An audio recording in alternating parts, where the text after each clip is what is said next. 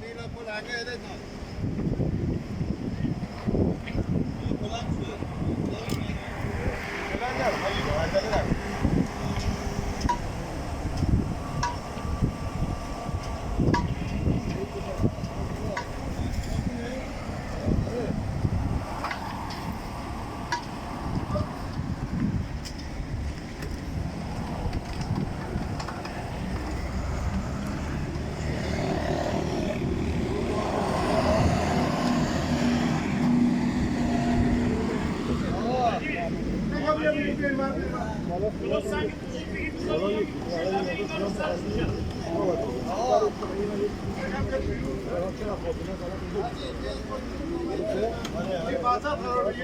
آره وسط الان همینجا خوبه مجید.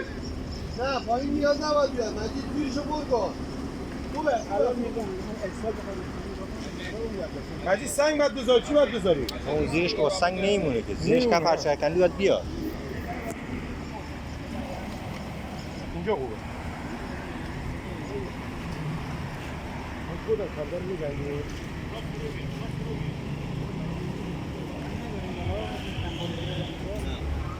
اون بعد هول بدی اون بعد بیاد.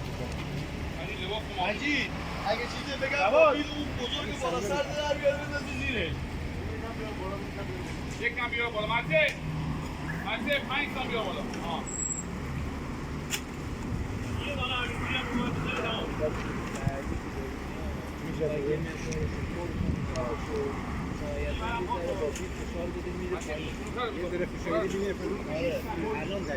باید بذاره تمام حالا خورکنه چند بیل برسه بیاد بالا بیا مهندس نکن تو بیاد بالا این با بیل دو تا پاکت باید بره این پلوکر مجید به با بیل بده بریز زیره نه راهی نمیخواد بذاره این نمیخواد بذاره پایین